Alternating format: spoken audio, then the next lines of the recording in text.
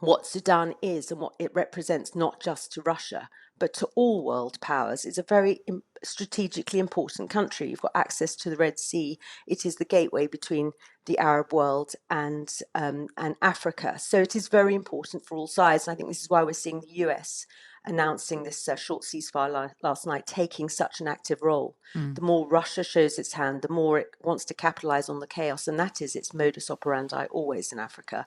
Then I think the US will also have to intensify its engagement. Well, I think the point of these sort of short ceasefires during intense conflict is to create a sort of humanitarian space, allowing people who are cowering in their homes to actually get out and resupply, get medical treatment or get some water, food, the basics, because we know those are in short supply and people have been holed up in their homes for some point. So as much as the media is in the UK is very focused on getting people out of the country, this ceasefire is very much for the Sudanese about buying them some more time so they can actually survive in their own homes until some sort of the next situation emerges. What they will see when they leave their homes is corpses in the street. We're told by the doctors that the morgues are overflowing. It's a really dire situation. So I think if there's a day or two in the break in hostilities, it does give some respite from a really terrible situation.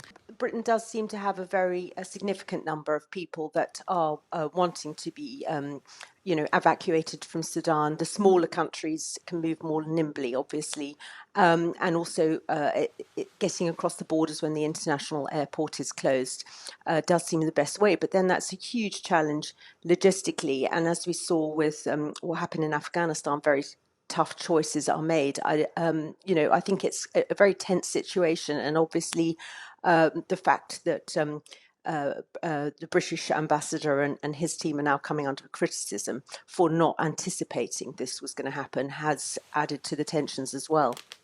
Do you think they should have anticipated that this would happen? I think it was quite clear that something was going to happen. Tensions have been building for a very, very long time. There's been a power vacuum really since the revolution in 2019 that ousted Omar al-Bashir, and that we've seen this pattern, haven't we, in other Arab states where there's been an overthrow of a dictator. And then great hope, and then democracy is dashed. So it is a pattern that we're familiar with. And these two generals, feuding generals at the head of the RSF and the Sudanese state forces, they've been ratcheting up the tensions for a very long time publicly.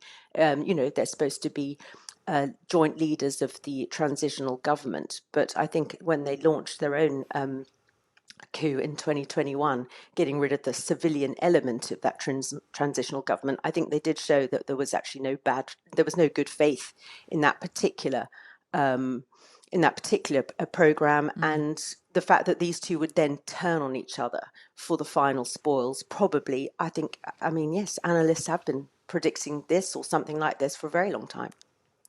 Well, Russia and Sudan had very strong links during the era of Omar al-Bashir. He was in power for 30 years. And we first saw mercenaries from the Wagner Group, which of course is led by the close Putin ally, Evgeny Prigozhin. We saw them during the very end of Bashir's rule, when it looked like his position was very much under threat, and the Wagner were there to sort of prop up his position when it seemed like his own military chiefs were turning against him. I think the thing to say about the Wagner Group, which is pretty much the shop window of the Kremlin, is that they're very opportunistic.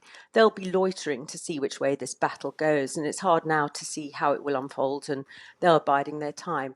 There have been links to Mohammed Hamdan Daglo, who leads the rapid support forces, but if things swing away to them and towards the Sudanese army general, then of course they'll be trying to forge their own links with them. But what Sudan is and what it represents, not just to Russia, but to all world powers, is a very strategically important country. You've got access to the Red Sea. It is the gateway between the Arab world and Africa. So it is very important for all sides. And I think this is why we're seeing the US announcing this short ceasefire last night, taking such an active role. The more Russia shows its hand, the more it wants to capitalize on the chaos, and that is its modus operandi always in Africa. Then I think the US will also have to intensify its engagement.